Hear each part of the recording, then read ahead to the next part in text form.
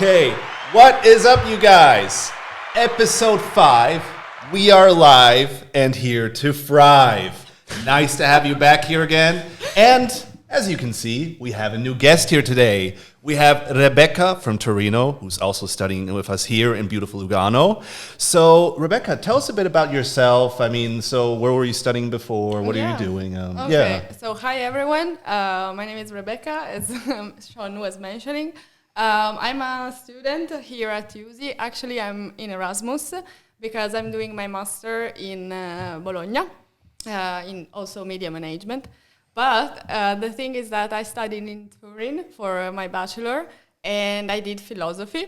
So I have a mixed background. So we can have an interesting discussion. Exactly.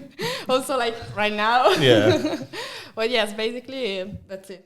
Okay, as you know, Rebecca, do you know the podcast? Yes. We are keen on about music, about movies, subject. So let's start very to understand what is your background, very general.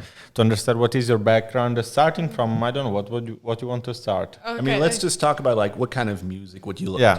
Okay. What kind of movies? Since I do know that you also really love cinema, Yes, and you're in the yes. perfect place for that. But yeah, let's start with music. I mean, Okay, let's say that my history in music is very mixed over there, because when I was younger, I used to listen a lot of rap songs and rap artists, mainly from Italy. But then when I grew up, I developed like many interests in music. Now I would say I love techno. I love going dance techno.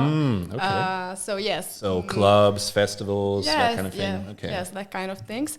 And also, I'm in the last years, I've been interested a lot into cinema.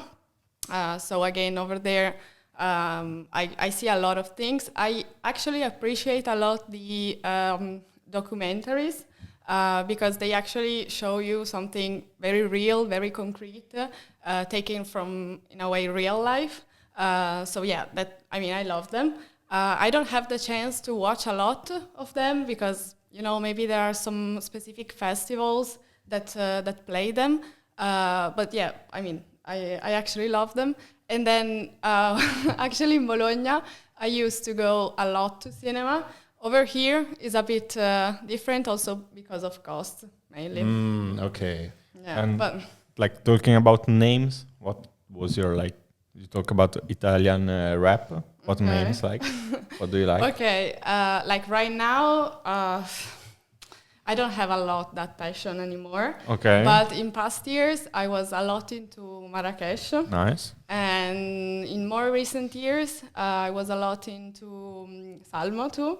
I went also to a couple of live events, live concerts, Yeah. to both of them actually. And actually, I really love going to live events, to concerts. I've been also to completely changing the genre. Yeah. I've been also to Maneskin, Nice. Okay. which were amazing before they came like worldwide stars. So I appreciated a lot the fact that they were doing more Italian songs because basically as Italian is my mother tongue, I could feel more into that songs more than the ones they are releasing. Okay, because to be now. fair, I only knew them with Eurovision and being the winners Yeah. and only their English songs, pretty much. Yeah, basically. But I'm so happy to them. They worth it. So yeah, and yeah. So basically, rap. Let's say Marrakesh and Salmo a lot. Also something about Jamie tights. Okay. The old Jamie tights. I know I you know know very well. Yeah. And then you switch to the techno. Yes.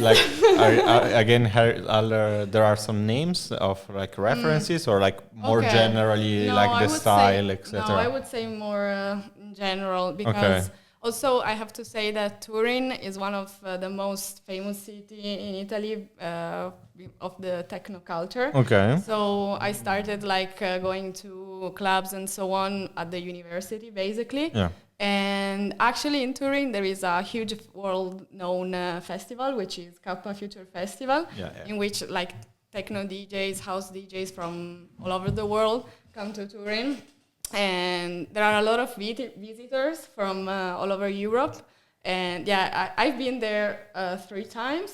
Yeah, and it was amazing all of the times. I think I'm going also this year. Nice, very nice. Yes. But yes, I mean, I don't have an artist in techno. I appreciate the genre. I don't know if you guys actually appreciate the genre. Maybe it's not something that you're a lot into. I don't know. Oh, I mean, very superficial. I think I dabble more in other types of EDM, such as house music a bit more. Mm-hmm.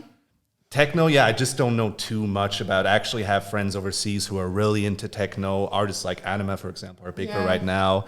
And I mean, there were crazy things such as a performance he had in Las Vegas. I forgot how it was called. If it was the Super Eye, the Dome, something like that. So I don't know if you saw it in Las Vegas. I think, or maybe it's VI. They have this dome-shaped building. The ball. Exactly, the ball. And when you go inside, you have this crazy concert experience. So Anima, who's also from Italy, I think from Milano. He had a concert where he had crazy visuals all around. And I saw like that you can watch also matches like NFL football matches that are like, it seems that you are at the stadium. Yeah. It's incredible, the effect. Exactly. Yeah. The architecture is something crazy. Also imagine like which kind of things you can see. Like it's an immersive experience, I guess. It's a Las Vegas stuff, but it can be shared for over the world. Like it's incredible. Are you a lot of I'm not a techno guy because like I met techno in a wrong moment of my life. Like I grew up. I asked you before about the names in rap stuff because I grew up with them, and like techno arrives in my life because most of my classmates used to listen that. So when I came to party, etc., there are always people putting techno, and I wanted to some rap, etc. So it was not like a forced meeting. Well done for me. So I'm curious about that, but I'm not like the best techno. Okay. For me, it was the exact opposite. Yeah. So when I used to go clubbing in California, most clubs only played rap. It was like American hip hop, like especially the big songs that you have. 50 Cent, something. No. I mean, okay, that was already a few years ago. Things like, say, for example, Future, Little Usiverse. Okay. So even now, of course, here's the thing. I mean, California, it's known for like hip hop and rap, and also being a part of it. So it also makes sense. But they also have a huge EDM scene. Like there's electronic dance festivals all around, also venues for that. So yeah. And do you go often to concert? Yes. Actually, I have to say that maybe before COVID, I used to go more often. Yeah, of course. But then, I mean, it's something that I really like. Also, like live events in general. Concerts maybe are more of famous artists. Yeah. But I also like to listen to live music. Because I love seeing people playing instruments. Also, that happened to me that I was at to the theater at an opera concert. Okay, so classical music, let's say. It was amazing because I was there looking at those people playing instrument with like all their bodies, and there was an orchestra, so there were many instruments, many people, and I was fascinated about that. It was an incredible experience. I would like to do that again. But again, also there maybe costs are a bit higher. But yes, let's say that I like to go to live events where music is played. I mean, even though maybe the genres are not genres that I'm used to listen. Yeah. But still, I love people playing instruments. That's basically the thing. Like, have you ever been to some like live events of orchestras or like classical music? Not my cup of tea. Okay. But live events in general, maybe. Yeah, live events in general, but like of my cup of tea. Like I never tried, but it will happen somehow, somewhen that I will go to something like that. Yeah. It will happen. Yeah. For sure. Sean? A lot. Yeah. Which one? I mean, tons. So, okay, for me, it was mainly like metal, that kind of music, also hardcore, but not like techno hardcore. There's also a metal scene, a type of hardcore music where it's punk rock, but a bit more aggressive. Whoa. So I've been to tons of different festivals over the years. I mean, I played in bands myself, so I also played my own shows. Yeah. And I don't know, I love to go to concerts. That's the only thing. I think I mentioned that before with Lugano. There are not that many venues for the type of music that I like. But yeah, this summer, for example, I'm going to a festival in Germany then. So yeah, no, I love it. I love live music, also all kinds of live music. So metal's one thing, but I've also seen other amazing bands. So yeah, if it's hip hop, whatever it is, if it's live, if it's authentic, and if you feel the emotion, I love that kind of thing. Yeah, I mean, with exactly. classical music, I went to one concert close to San Francisco, and it was actually nice because I have to say, with classical music, I kind of had a, let's say, I was a bit judgmental because for me it used to seem a bit snobby, if that makes sense, like the people who listen to it. But it was one of these events where I actually had to sit down. I mean, I went there voluntarily because I had a good friend who was also playing as a part of the orchestra. And it was actually nice to sit down and really appreciate the music in a different way. Yeah, exactly. And especially, I don't know, for me it was also, with classical music in general, it's just also fun to listen out to the individual instruments, see what they're doing. So If there are some like solo exactly. pieces Then also the different movements you have within the music. So yeah, I have a different appreciation for it now than I did before. Yeah, actually, when the only one time I went to listen classical music, like the average of I mean, there were a lot of old people. Okay, so I was a bit like, okay, is it like something for me or? So I mean, also the fact that maybe young people are not that interested into classical music. I mean, the majority, of course, there are people interested, but yeah, maybe it's something that you cannot do with your friends. So maybe you're not so, let's say, led to go to listen to classical. It's something, let's say, like an outsider in a way. It's not something that people are used to go, like young people are used to do, I guess. So. Yeah, so actually this cuts into an interesting section for me that I'd like to talk about. So this already happened, I think, a few years ago, where for the first time, they wanted to see if AI could make their own classical music, like compose classical music, and they found out already then that, yeah, astoundingly well. Yeah. And so since, for those of you who don't know, she gave some lectures recently, also about the topic of AI and biases, which were very interesting to listen to. Professor Rebecca. Exactly. Rebecca Patelli. Yes. Future Professor Rebecca. Exactly. Okay. There you go. So yeah, I mean, in those lectures, you also talked about how AI can now create music very well, and also movie. I mean, you can actually, in theory, make a movie using AI. Yeah. Basically, okay, the thing is that I think we have to better understand when AI could be used in those fields, because of course there is the production phase, and then so over there, I mean, you can use them as a tool, or you can use them as creating something. Okay, so which are basically two different way of use AI. Okay.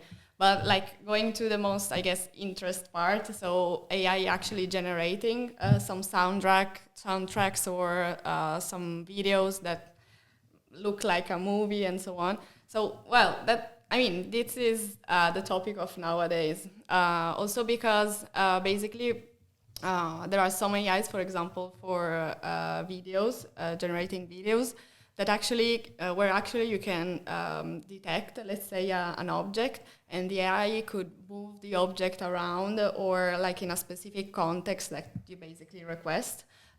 So yeah, it's something, I mean, that brings in the conversation, in the discussion, a lot of things, okay? Because on one side there is okay, they are original contents in a way, but for example, the copyright thing. That's true. I mean, also with a Mid-Journey, that used to be a problem. Exactly. Because there was always some bit in there that could actually, that was a copyright property of someone else, even if it was just a few pixels or so, was still problematic in that sense. Exactly. So now that we just kind of touched upon that before, I mean, what would interest me is, so in terms of AI, do you think artificial intelligence can be an artist in some kind of way? Well, also this topic is something that comes into discussion when we talk about AI generating something new and something, let's say, original, since it hasn't been invented. before. So basically, yes, that I don't have an answer actually. No, but still, this is more like just no, like an open discussion. Exactly. Yeah. I mean, what I think is that maybe we have to define again what we mean with the word artist, and what we mean with creativity or art, because they apparently are something that the human created, but in this case is something that a machine is creating. So maybe also defining those fields is not something very easy to do. But yeah, I think that since the product, since those images, those videos, those sounds are generated and created, and we recognize them as art, basically also because we cannot actually distinguish what is created by a human and by an AI. But since all of these things, I would say that in a sense, artificial intelligence, it is an artist. But of course, I mean, it's a very broad field and broad topic. But yeah, I mean, talking and discussing about this is a start at least. So Yeah, of course. Because, I mean, you do see a lot of struggles nowadays. I mean, there was the Screenwriters Guild who went on strike, and a part of it was also because of AI. Also, other areas such as, for example, in the metal scene, a lot of bands are against using AI, for example, even just for cover art. Because for them, unless it's a real artist, it's not a big thing. But you were just mentioning that before with what will be interesting to see is in a few years, are people going to look at AI art the way they do now? Because now when they know it's AI art, they kind of just go, no. Yeah. But within a few years, the perception of it might change after a while. Yeah, of course. Also, because maybe like the public opinion is going to debate nowadays. So maybe the perception, as you said, might change. But yeah, I mean, it is a very complex thing, I think. Also because it leads us to question also our, let's say, principles, what we believe in, what we see as art or creativity, or also intelligence itself. Because, of course, it's a theme, also that one. Yeah, because the crazy thing for me was, I mean, I just saw that recently. So even, I mean, you have, for example, gaming companies like Electronic Arts. So they had this Investor Day presentation where they even showed like, hey, we're going to have this whole thing where AI can create an entire scene of a game. Yeah. But that means, of course, you're cutting out all the people who would have been a part of that, the programmers, the script writer, how's that called again, voice actors, things like that. So in some kind of way, of course, it is amazing because you can create scenes you couldn't have imagined, even though as a user yourself, maybe you want to see, I don't know, Indiana Jones in this and that country or so-and-so as like a story scene. But on the other hand, that human creativity that I have before then falls short. For example, in my opinion, something that the artificial intelligence could not do, like it is the human side. What I mean with that is that a human always has their own experience with them. So the artificial intelligence basically learns from what is already done. Okay, so basically, the AI replicates what has been done, while the creativity of the human stands in their differences, perspective, and different backgrounds. While the artificial intelligence is trained on a specific set of data, so the AI basically learns from that. While the humans are different, and there are many perspectives and many components that could be added to the creativity and to the final product. I have like 2 points about this discourse. The first one, it was like something that a teacher told me, that it was like this movie director. About this movie director. It's not known the name of the movie director. But there was this experiment where companies sent to movie producer to plot. The first one done by a huge human director, I say like by Scorsese, something like that. The second one by artificial intelligence, and most of the movies producer prefer the intelligence one. the artificial intelligence one. So yes, I understand what you Okay. think, but I don't know. I'm a bit scary because what you said is truth, but it's truth now. Like Yeah, of course. how much is developing the artificial intelligence. And the second point is like on TikTok sometimes while scrolling, it appears to me some songs I don't know from I don't know, let's say Maneskin, Okay. done with artificial intelligence. So the text that a guy in his bedroom put on artificial intelligence by his voice, and sometimes I have to say that are even better than the Yeah. original. So yes, Yeah, I understand what you're saying because basically, like right now, maybe we can distinguish. Yeah. But like in a few years, what will happen since the artificial intelligence could actually learn to do some very similar. To integrate those human aspects we were talking about before. Actually, that's another a huge topic again. Also because how much is important for us that a product is made by a human or by an artificial intelligence. For the industry, also we have to consider, of course, the economic factors and so on. Of course, AI boosts productivity. So, it is really worth it to have a human created product or an AI product. Which one do we prefer? It's something that we have to think about. Okay, what I meant with the human components is that basically you can have many perspectives. Okay, during my course I did an exercise in which I gave the students a prompt, and then at the end we were sharing the outcomes, the ChatGPT in that case, but could be like any artificial intelligence because we did that also with images. Okay, so we were having all the same prompt, and we were let's say putting all the answers together.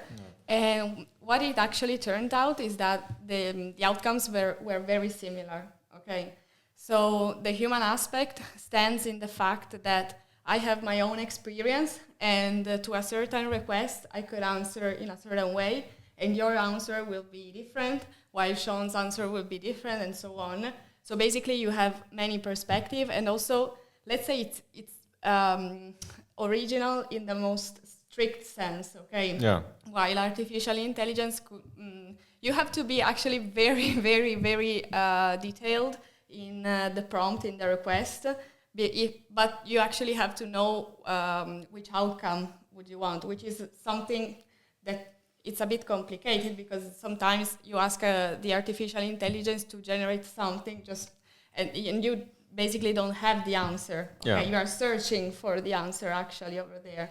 So basically, doing that with humans gives you like the most original content, but like in a very strict way. Okay, because your experience is different from mine, and basically that's what I was saying before. But yes, also also the trying to distinguish all the different contents, if it's made by a human or by an AI, is not something that is so easy to do. Nowadays you can distinguish it, but who knows in the future? And Exactly. like paradoxically, like I think that in 10 years, the only things that distinguish an AI content and a human content is the fact that the human content contains some mistakes. Yeah. That Well, maybe, I don't know, in music could be something, a better nuance. We can be see there. Yeah, that's actually a great point because we always, we are pretending the AI to be perfect, to be as human as possible, but humans do make mistakes. And that's actually a very great point. Thank you. Yeah, it is true, but on the other hand, sometimes human error can have a beautiful thing. At least if I think about music, if you listen to a drum performance that's played by, you can just program the drums, it's going to sound very static, Okay. And by a human being, they hit the drums differently. They have a different way of playing it, for example. Yeah. Even the singing, what's interesting is, I mean, for example, live music would be an interesting one to look at in a few years. Yeah. Because I think you even have some AI avatars now, if I'm not mistaken. I mean, you mean Yeah. that like play Exactly, that in, they play a show. Okay, Yeah. I honestly don't know that, so Yeah. I mean I don't want to like say something that is not Yeah. is not true. But let's say that it is actually Yeah. like that. Well, also the integration is another big Yeah. thing, because maybe that is at the actual solution. Okay, Yeah. so not trying to find the substitutes of human products, but maybe find an integration of these two, like of the human field and the AI field. Yeah. Also in live events, maybe I don't know, some features could be useful to create a specific atmosphere with some sounds like in live events. But yeah, I mean, in next years, I think we will AI will be really something that is like almost everywhere. Yeah. And also paradoxically, you were mentioning live events. This fact that we see AI contents everywhere could lead us to be more affectionated to the human contents. Okay, so like appreciating more the fact of being with other humans in a certain specific context, having a specific, like also common experience, like with other humans, listening and watching and experiencing human contents. I mean, it is so philosophical in this way. But what I'm saying is that maybe the fact that we will see like AI products everywhere could, I don't know, it is a possibility, lead us to appreciate more the human content, because they are maybe imperfect. Yeah. And I mean, it is a possibility. Yeah, We it don't is. know I that. mean, because I think we looked at that also in lectures in the past semester where you had AI influencers. Yeah. Yeah. Where you would use more, for example, avatars that would stand for a company because they Yeah. can be less problematic than using a human being, where you can have the human error of a controversy or something Yeah. like that. Yeah. I honestly, I saw some Instagram profiles of those, let's say, influencer avatars, and I felt so far from them. That, I mean, the feeling was, okay, I don't feel near to this. Yeah, because I mean, I don't because I also remember in your lecture you also showed this video where you can see different people in the Yeah. video, as in created by artificial intelligence, and it was just that creepy thing of they looked very human, but they were not. Exactly. What I'm saying is that basically, even though, like, let's say the AI could be like nowadays, it is very similar to human, but I think we can distinguish a bit, at least in the image generation. Okay, so we were seeing that video about avatars, so like human appearing avatars, and at the end of the day, I think we were all like, okay, it is very similar to me, but I cannot. I don't feel like that. Okay, I don't feel like I could be into like that situation. And yeah, the same with AI generated influencers. I mean, is something that appears perfect to you, and maybe because of that you don't feel near to that. Yeah. So also like selling products with that, is it useful also because of this? Yeah. I mean, if you don't feel near, if you don't feel like that is something you can be into, it's very difficult to convince you that you are like that. Yeah. I don't know if it was No, clear. I get your point. Yeah. But yeah, it is also like something. Also, like I guess companies are also thinking a lot about that. Yeah. No, I saw like a few days ago a statistic from the CEO of OpenAI that he said in 2027, so like in 2 years, AI will like go over man. Like will everything that man can do now that AI can't, there will be no limit in 2027. Yeah. I don't know. It's something that, of course, influences us like any industrial revolution, no? With the machine, with like the vapor machine, etc. Now there is a new industrial revolution at all, Yeah. because this impacts, first of all, everyone, from every state, most of the state. And it's something that changes everything. How many people now are using ChatGPT as a psychologist? Yeah, a lot. A lot of people. Yeah. Even though we know that is not right, we will use that. How many people now use ChatGPT to do an essay in the university? Yeah, of course. No, not us, of Yeah, course. that just one. Not us, of course. But a lot of people. Yeah. Also, like searching for ideas. At least. Also, it's something that when you do an essay now, you open ChatGPT, even though if you use only to like translate something, you use that.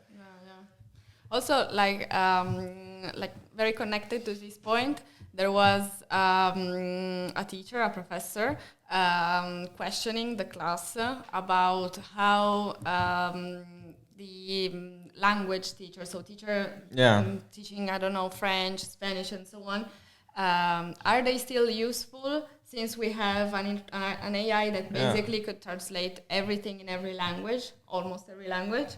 Okay, so when you go, I mean, is it still useful, I don't know, to learn Japanese, since you can go to Japan and translate it with any AI? That'd be so depressing. Imagine you obtain a degree after all the years, and then on Exactly. 2022, ChatGPT. Yeah, or no, I mean, imagine you paid a fortune to go abroad, like you're studying, like you're from America to France, or you know, from Japan to wherever, and you're studying a different language, and so it's like, oh no, it's useless. But also, like when I have done like a course in class, and I was creating an images, I asked to ChatGPT to create like a franchise of Knives Out in a Lego for PS4. He created exactly the best images that I ever seen as a cover for a PS game. And I thought like, but all the people that study graphic design and this kind of things. Why should I pay a graphic designer that costs and that of course want to be paid when I can do everything at home with one click? I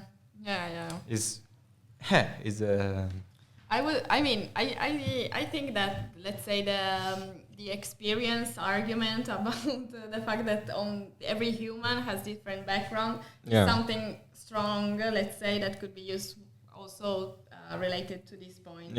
Because I know, I mean, let's say, talking about what we have right now, okay? So let's not do any hypotheses for the future and so on. Actually, what a human can learn is far more broad and creative, okay? So maybe a designer could not do like the perfect image of the world, but could give another perspective and contribute in a way, okay? Yeah, different nuance of the human being, of course. Exactly, but I mean, it's good to be scared, I think so. Exactly. At least we question a lot this thing. Also, like I think that we cannot, of course, we cannot do any catastrophic hypothesis. But also because I think that regulations are about to come into the discussion, okay? Because all of this is developing very, very fast, but at the same time, we can see the downsides, and we have to like prevent, of course, them, okay? So maybe I think that the public institutions and so on are going to moderate this. Prevent or maybe adapt to that, because like I was thinking that I've read like that in China nowadays in the elementary school they studied AI tools, etc. But also universities. There are universities. But studying at elementary where you are 6 years old, it's crazy. It's crazy. We have to adapt to that. Yeah, I mean, so still staying with the topic of AI, I mean, another interesting area, also deepfakes. Yeah. And for me, to be honest, that's a bit more of a creepy element of imagining that somebody can just take your picture, make whatever with it. And of course, you even have artists who have a problem with that nowadays. Yeah. I think mainly the two biggest problems that came up into my mind relating to deepfakes is first, the copyright, okay? So basically, especially when there are human subjects in those deepfakes, thinking always about image, okay? So maybe, I don't know, actors, public figures that actually see themselves in a picture in which they were not. So, of course, a problem of image and image copyrights of famous people, but also of not famous people, I mean, of people in general. And on the other side, I think that basically there is also like an ethical, despite the fact of the people image, I guess also that deepfakes is intended to create misinformation. Okay, because that too. Yeah. I mean, this is more evident like in a journalistic field, but also like an image that is created without thinking about the consequences. Some people might see that as real life, as true. So basically, they're gonna to interiorize a perspective that is not true. Okay, so again, there is also an ethical consequences in terms of information spread. Yeah. Because of course, I mean, if I cannot distinguish that is AI generated, I would believe that maybe someone took a photo or something like that. I would think that is real. Okay. So yeah, my God, sorry. Doesn't matter, Rebecca. Doesn't matter. But yeah, it's a topic. It's a topic. I don't know. Have you ever faced deep fakes? No, I tried to do deepfake in my bedroom, like, but just to make my friend say something stupid. But I could, I don't know how to do that, so I reject after a lot of time. No, but it's something that maybe fortunately nowadays, like our generation can understand because. Like if a video is a deepfake or not, because there are some things that like if I show a deepfake to my mother about I don't know X person X saying the most terrible way things in the world. Yeah, but also I was thinking the quality is getting better though. Yeah, I mean, of course, if they say something crazy, I mean, yeah, you might want to second check that, but still, yeah. It's a problem. It's a problem at all. Also, like I was thinking about like creating deep fakes like with a bad intention, let's say in order to harm someone. It's also like the intention also, I think that they might be taken into consideration when we're talking about deep fakes. But yes, it is basically it is a problem. Also, it's like the darker phase of AI. I guess also with the deep web and so on. It's a very dark place to go into. Yeah. So I mean, in terms of AI, though, since we just talked about that, you can make movies with it. Do you know by any chance if a movie industry does anything with AI at this point, or? Well, actually, there are some amatorial videos, like long videos made with AI, which have a storytelling, so they seem to be like short films. But I think that in next years, especially with special effects and so on, the AI will be implemented into the production. Also, we have to say that the AI could be used also to like adjust thing. Okay, so for example, for the soundtrack, let's say in the post-production. Okay, but talking about the most interesting thing, so creating videos and films with AI, I think that like nowadays some AI tools under payment, so like subscription plans, I think it is possible. But also, I'm curious about the next releases in the next years. If they would declare and they will use AI in the production phase, so when they are actually shooting the film. I'm curious about Avatar, actually. Oh my God! Well, especially, I mean, I think already the first film they set up a record with how much data, like how much storage it needed. Yeah. Exactly. Same with the second film again. So yeah. Yeah. So apparently, I think the third film is going to be released by the end of this year. I guess it is December, if I don't get wrong.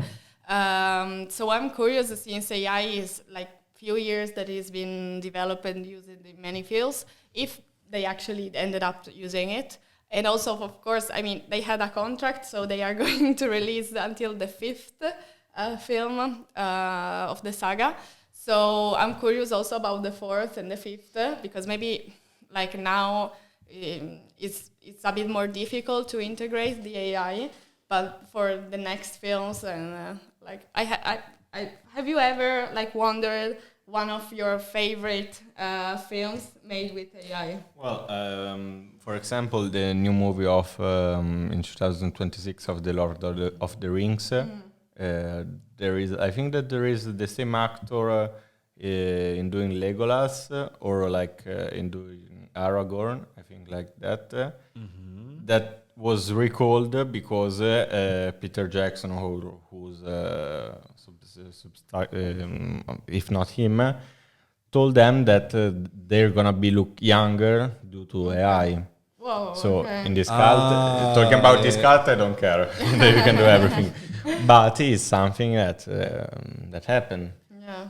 Are you curious to see the result or? Yes, but I don't know. I know that Yeah, it's gonna I mean- be good, and I wouldn't. You I will trust? not see any difference. To be fair, they've already done that in films before, though, with a looking younger thing using, but it was more, I think, using CGI, Okay. like Okay. computer-generated imagery.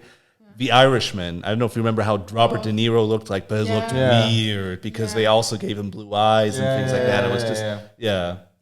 Well, it doesn't So seem it'll be, to be. yeah. I mean, for me, the only interesting aspect I find that if you talk about, your favorite movies and things like that, as a kid, if you watched a movie and you thought, oh my God, I want more of it, this scenario, that scenario, this is where I could, imagine, because that's why I think also gaming companies, for example, like Electronic Arts are using it, because I could imagine that they'd also want to set it up for users to have their favorite character or a different story played out or so. But yeah. Yeah, of course, there are, of course, also like, let's say, related Exactly, products that could be developed, like a complete story world, like Yeah. like our Professor Scaglioni said, Yeah.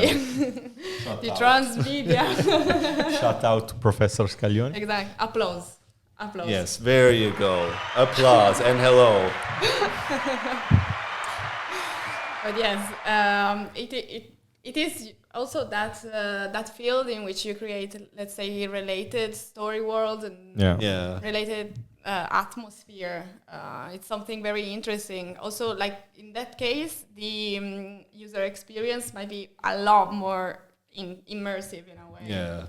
So yeah. But of course, even there are other elements. I mean, the imagination of having, for example, actors who would just be full AI.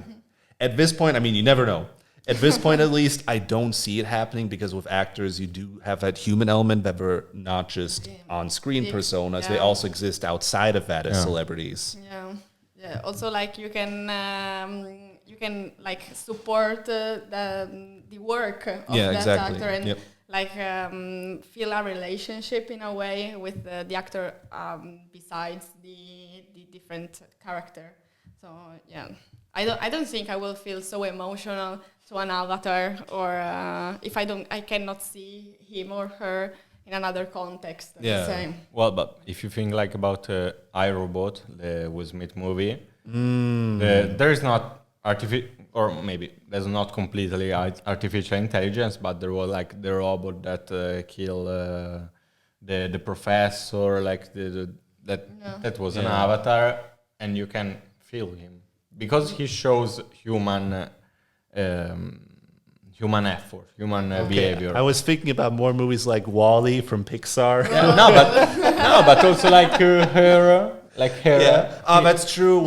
He has love with where Robin Williams artificial intelligence. Yeah, right. Oh no, not Robin Williams. Joaquin Phoenix, right? I think so. Yeah, I think it's Joaquin something like Phoenix. that. Yeah. Sorry if we do a mistake. Oops. Okay. We are not artificial intelligence.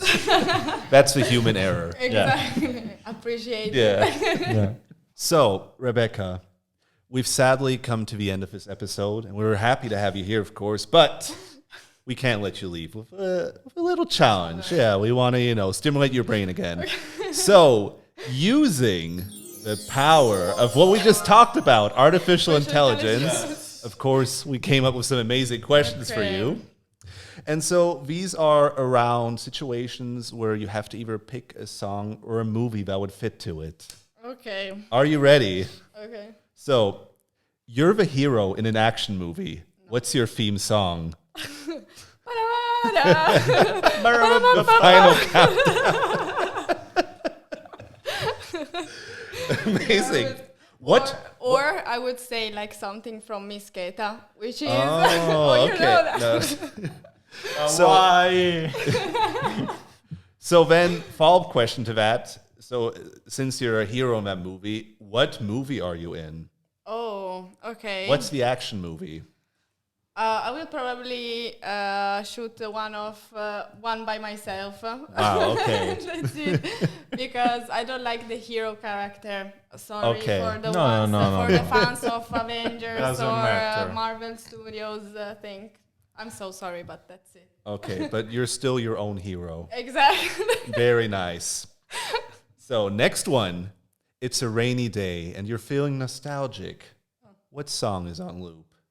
Ooh, okay. You're looking out the window, it's raining, and you have that little bit of nostalgia. Okay, I would say something deeper. I would say something from Marrakesh.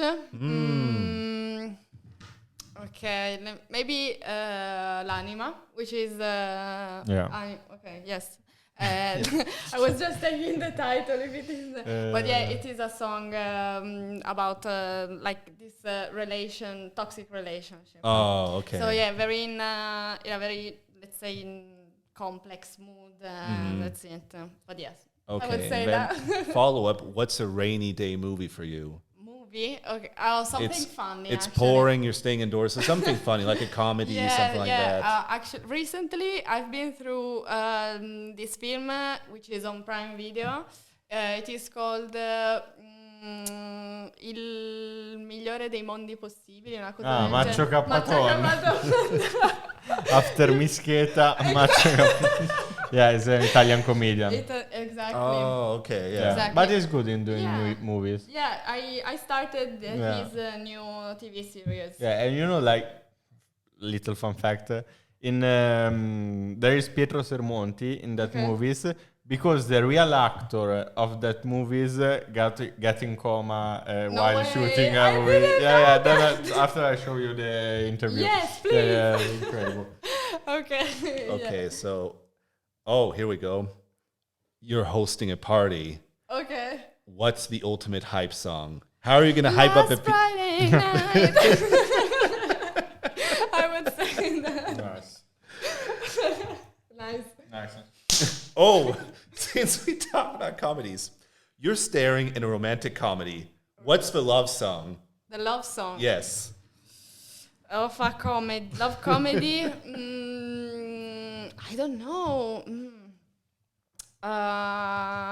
Yeah, I would say something from Katy Perry probably. Oh. Yeah, again. Yeah. she's so pop, I would say. Yeah, love comedies. Yeah.